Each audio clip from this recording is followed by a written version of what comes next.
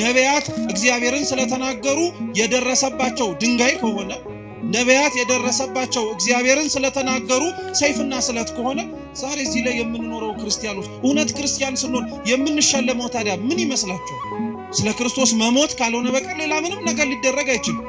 በየትኛው ጊዜ ነው ክርስቶስን ስለሰበኩ በእውነትም ጭምር ከእግዚአብሔር ጋር አብረው ስለኖሩ ተብለው መሬት የተሸለሙ ቤት የተሸለሙ መኪና እያሽከረከሩ የሄዱ ክርስቲያኖች ነበሩ? እንዲያውም ያንን ነገር የተጸየፉት ነበር እንጂ ነበሩት ሹመት ሽልማቱን የጠሉት ስለ ክርስቶስ ሲሉ ስለከፈሉት ዋጋ መሬታዊ የሆነ ስጦታ ሊሰጣቸው ሲል አንፈልግም፣ ይሄው እግዚአብሔርን ያስረሳናል፣ ጥቅሙ በኋላ ላይ መልሶ እግዚአብሔርን እንድንዘነጋው ያደርገናል ብለው የሸሹ ናቸው እንጂ የኛ ኗኗር ግን እውነቱን ስትመለከቱት ስለኖርነው ክርስትና ወይም ለመኖር ስለሞከርነው ክርስትና ዋጋውን ብድራቱን እንዲሁም ደግሞ ገጸ በረከቱን መካፈል የምንፈልገው ከፊት ለፊታችን ስለሚመጣብንና ስለሚደረግብን መከራ አይደለም። ተውት፣ መከራው ቀርቶ መከራ መስማት እንኳን አንፈልግም። እኛ ቢቻል ብንዘምር፣ ቢቻል ብናጨበጭብ፣ ቢቻል እልል ብንል፣ ቢቻል የደረሰባቸውን ሰዎች ደረሰባቸው ብለን እንዲሁ ዝም ብንል ጥሩ ነበር። ግን እግዚአብሔር ይመስገን እውነት ለመናገር ማስተዋል የሚችሉ አሳቢ የሆኑ አባቶች እናቶች ስላሉን ነገር እንዳንረሳ የደረሰብንንም ጭምር እንዲሁ ዝም ብለን ወደ ኋላ እንዳናደርግ ስለሚያደርጉን ነቢያት የሞቱት ለዚህ ነው። ዛሬም ያሉት ሰዎች የሚሞቱት ለዛው። ነቢያቱ መገደላቸው፣ ነቢያቱ መሞታቸው የወይኑ የባለቤቱን ስፍራ ግን ይበልጥ እንዲያውም ሌሎች መልእክተኞችን እንዲልክ ነው ያደረገው እንጂ ስለገደሉብኝ ብሎ እንዲያስቀምጣቸው አልተገደሉም። እየሰማችሁ ነቢያቱ ስለሞቱበት እግዚአብሔር አምላክ ነቢያትን አልክም ማለት ነው። የላካቸው የሱ እውነተኞቹ መልእክተኞች ዋጋ ከፍለው ደማቸውን ለሱ ስላፈሰሱ ከዚህ በኋላ ደም መፍሰሳቸው ይቆማል፣ እኔ ማንንም አልክም፣ የሆኑት እንደሆኑት ይሁኑ ብሎ አልተዋቸው። እንዲያውም ሲገሉ እየላከ ነው። ትምህርት ነው፣ በነገራችን ትምህርት ነው። ላስተዋለው ሰው እግዚአብሔር አምላክ ተስፋ አይቆርጥብንም ማለት ነው። ስላልሰሙ ጆሮዎቻችን፣ ማስተዋል ስላልቻለው አይምሯችን እየተነገረው ነገር ግን ሰምቶ መኖር ስለከበደው ማንነታችን እግዚአብሔር አምላክ አልተወን። አሁንም ድረስ መስማት የምንችል ከሆነ፣ አሁንም ድረስ መለወጥ የምንችል ከሆነ፣ አሁንም ራሳችንን ማስተካከል የምንችል ከሆነ ሌሎችም ሰዎች እንዲሁ በሌሎችም ሕይወታቸውም ጭምር መማር የምንችልበትን መንገድ ይከፍታል። በመጨረሻ ግን የወይኑ ባለቤት ስፍራ የተባለው አምላካችን ልዑል እግዚአብሔር ግን የላከው ልጁን ምኑን አልኳችሁ? ልጁን የላከው። ነቢያቱን የቀጧቸው ወይ መጀመሪያ የተላኩትን ሰራተኞች የገደሏቸው ሩቅ ስለሆነ ነው ብሎ አሰበላቸው። አይገርማችሁ? ሩቅ ስለሆኑ ማለት ነው፣ ቅርብ ስላልሆኑ አንድም መተው ቦታውን ይወርስብናል ብለው ስላሰቡ። ግን እግዚአብሔር አምላክ ስላደረጉት ግፍ በግፍ ስለፈጸሙት ክፋት በክፋት ሊመልስ የሚችል አምላክ አልነበረም፣ አልሆነባቸውም ጭምር። ይሄን ክርስቲያኖች ሁሌም እንምላችሁ እንዳትረሱት ባካችሁ። እግዚአብሔር አምላክ ስለደረሰብንና ስለሚሆንብን ክፋት በሙሉ በቀለኛ ነው ማለት አጥፊ ነው ብቻ ማለት አይደለም። እግዚአብሔር አምላክ በቀለኛ ነው ማለት ዛሬ የገደሉትን እንደሚገደሉ ሆነው የሚመጡበት ጊዜ ሰዎች ይመጣሉ። ታያላችሁም ጭምር እግዚአብሔር ያደረገው። ዛሬ ያሳደዷትን ቤተክርስቲያን የሚሰደዱላት ይሆናሉ። ዛሬ የገደሏቸውን ሰዎች መልሰው የሚገደሉ ሆነው ስለ እግዚአብሔር አንገታቸውን የሚሰጡ ይሆናሉ። ይሄ ቤተክርስቲያናችን ሕይወት ላይ ነበረ። ትላንትና ያሳደድ የነበረ ደማስቆ ድረስ ወርዶ አንገት ስቤ አመጣለሁ ያለው ጳውሎስ እኮ እዛው ተምሮና ተለውጦ የሚሰደድ ሰው ነው። የእግዚአብሔር በቀሉ ሰይፍና ስለት አንስቶ መቅሰፍትም ጭምር እየላከ መቅጣት ብቻ አይደለም፣ ያሳደዱትን እንዲሰደዱ ማድረግ ነው።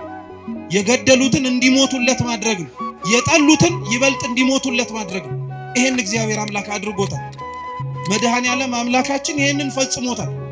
እንኳን ሩቅ ለሆኑት ሰዎች ቀርቶ ነው የምላችሁ፣ ከደሙ ንጹህ ነኝ እንኳን ብሎ እጁን ታጥቦ አሳልፎ ለሰጠው ጲላጦስ እንኳን እግዚአብሔር አምላክ በቀሉን የተበቀለው እሱን በመቅሰፍ አይደለም። የሞተውና የገደለውን ምክንያት እንዲሆን ያደረገውን ክርስቶስን አምኖት በስሙ እንዲሞት ሰማዕት ነው ያደረገው። በቀልንም ስንመኝ እንዴት ያለውን በቀል መመኘት እንዳለብንም ማወቅ አለብን። ጨካኝ መሆን የለብንም። ዓለም ውስጥ ስንኖር ዓለሙን መስለንም መታየት የለብንም። እንደ ዓለሙ ማስተጋባት የለብንም።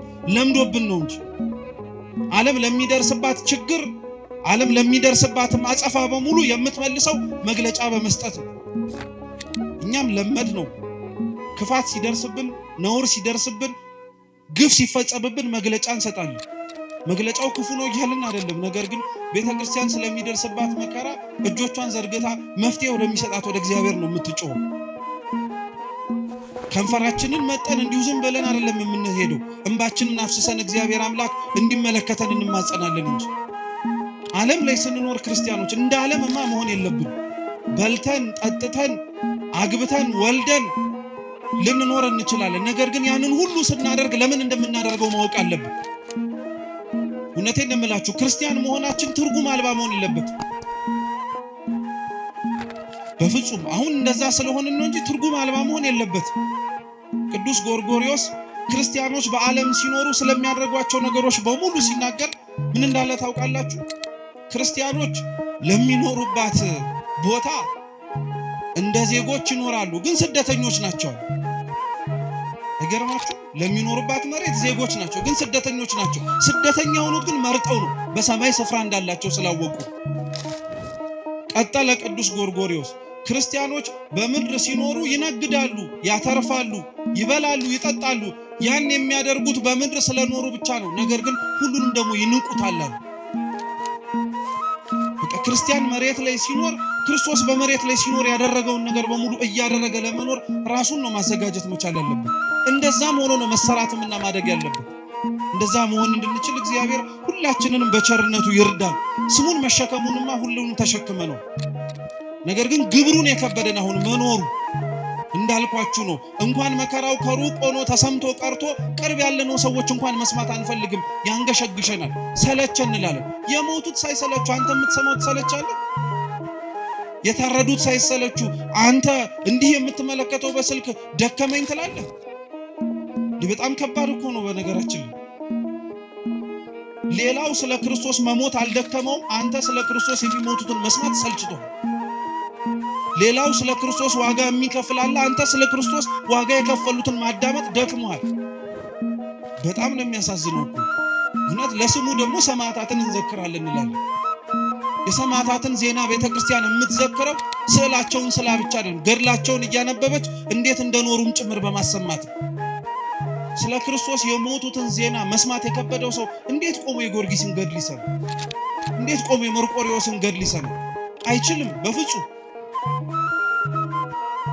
ጊዮርጊስ የሞተለትን መርቆሬዎስ ሕይወቱን የሰጠለትን አምላክ እኮ ነው ዛሬም ድረስም ጭምር ክርስቲያኖች በየቦታው ሕይወታቸውን የሚሰጡለት። የነሱን ዜናማ መስማት እንዲያውም ጥባትን የሚጨምር፣ የነሱን ዜና ማዳመጥማ እንዲያውም ሕይወትን ነው ጭምር የሚያሞቅ። የነሱን ዜና መስማት እንዲያውም ከምንኖረው ከንቱ ሕይወታችን ባለፈ ለካ ሌላ ትርጉም ያለው ሕይወት እንዳለ እንድናውቅ ነው የሚያደርግ። እኛ አሁን የምንኖርበት ዓላማ እውነት የሚያስኖር ይመስላችኋል? እነሱ ግን ሊኖሩበት የመረጡትም ሊሞቱበትም ጭምር የወደዱት ዓላማቸው ጌታችን መድኃኒታችን ኢየሱስ ክርስቶስ። እውነት እግዚአብሔር ስሙ የተመሰገነ ይሁን። ይህን ማየት እንድንችል ራሱ ያደረገ